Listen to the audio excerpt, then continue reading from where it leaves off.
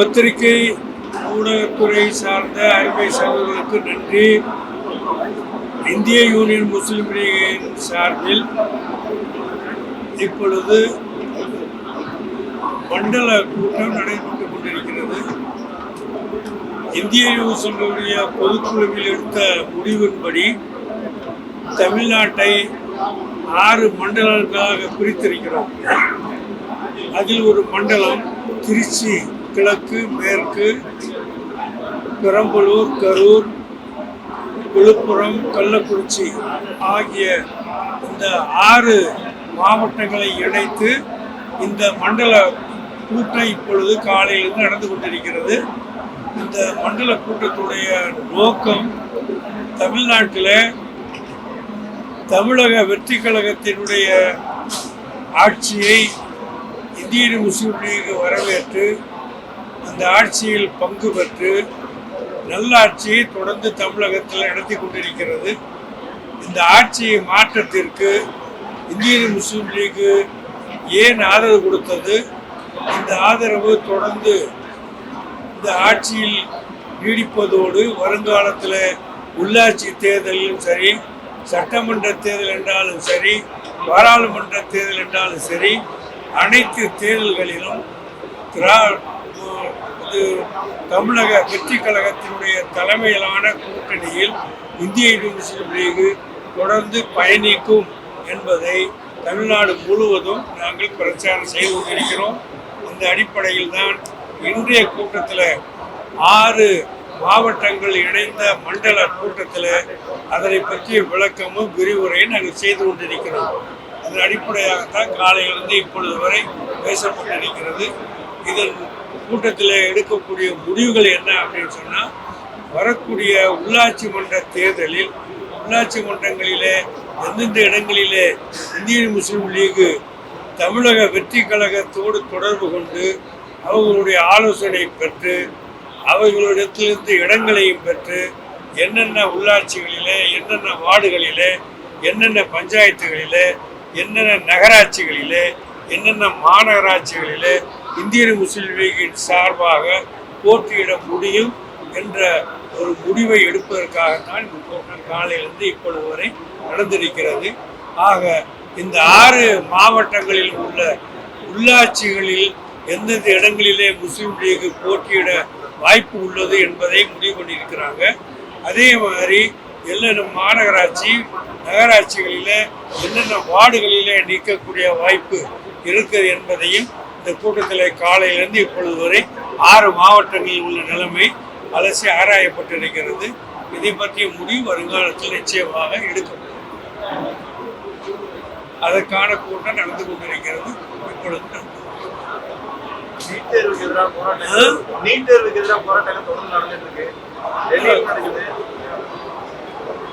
அதாவது மத்தியிலே உள்ள நீட் தேர்வை எதிர்த்து தமிழகம் முழுவதும் மட்டுமல்ல இந்தியா முழுவதுமே எதிர்த்து இருக்கிறது. இந்த காக்ரோச் ஜனதா பார்ட்டியுடைய இந்த முடிவு டெல்லியை குலுக்கி விட்டது, டெல்லி ஆட்சி அதிகாரத்தையே குலுக்கி விட்டது.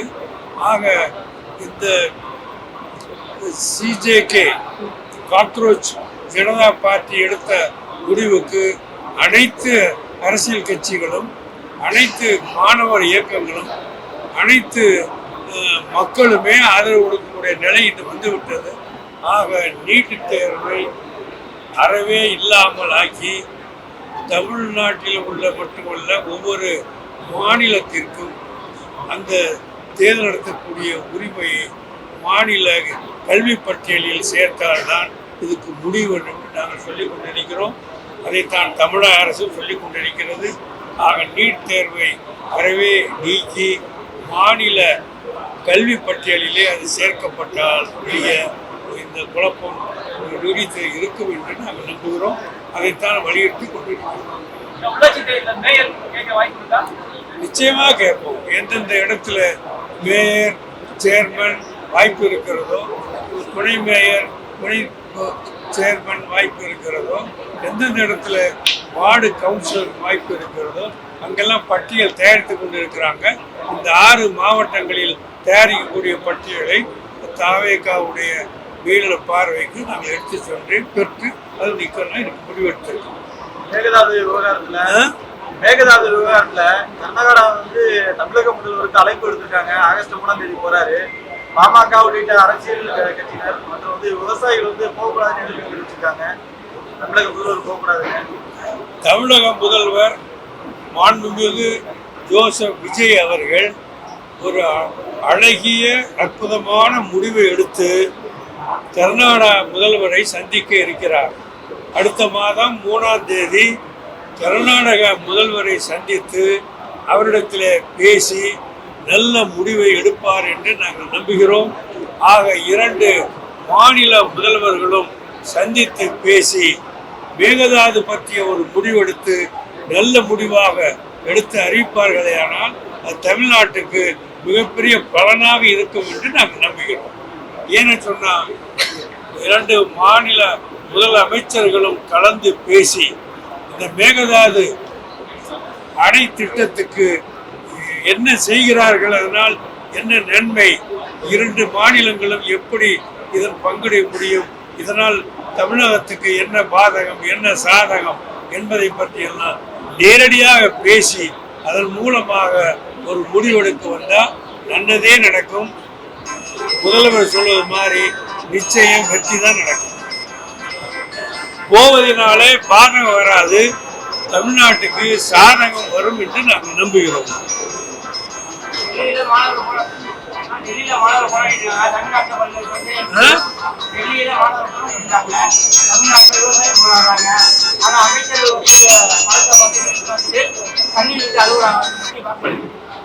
கண்ணீர் விட்டு அழுகுறாங்களா? சில படத்தை பார்க்கும்போது இந்த படத்துல சினிமாவில் வர்ற காட்சி பல பேருக்கு கண்ணீர் வரலாம். அதுல என்ன தப்பு? நீங்கள் எமோஷன் ஆகும்போது நீ கண்ணீர் விடுங்க, அது உங்களுடைய உணவு சார்.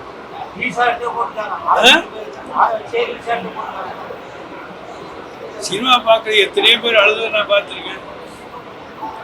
அதே மாதிரி சினிமா நான் பார்க்குற பழக்கம் கிடையாது. சினிமா பார்த்து அழுதுன்னு பல பேர் பார்த்துருக்கேன். ஏன் டிவிலே படம் பார்த்து அதுக்கு சினிமா பார்க்கறதுக்கு என்ன சம்பந்தம்? பாய், சினிமா பார்க்கறதுல நல்ல காட்சி வரும், கெட்ட காட்சி வரும். கொலை செய்யறதை பார்த்த உடனே அழுதுருவோம், பயந்துருவோம். அதாவது அது மாதிரி நடக்குது. சினிமாவில் எத்தனையோ காட்சிகள் பார்த்து நடக்கத்தான் செய்யும். அதனால ஒருத்தர் கண்ணீர் வடிச்சாருன்னா அதோடைய உணர்ச்சி, அவருடைய எமோஷன் தன்னை தாங்க முடியாமல் வெளியிடுறாருன்னு அர்த்தம். அதெல்லாம் பத்திரிகையில் போட்டு நீங்க ஏன் பேச விட்டுருக்கீங்க?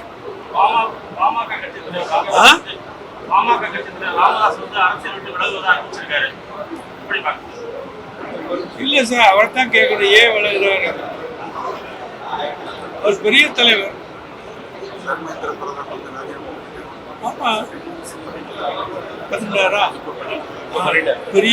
பெரிய வெற்றி. அதுதான் காக்ரோச் ஜனதா பார்ட்டியுடைய கோரிக்கை நிறைவேற்றாயிடுச்சு.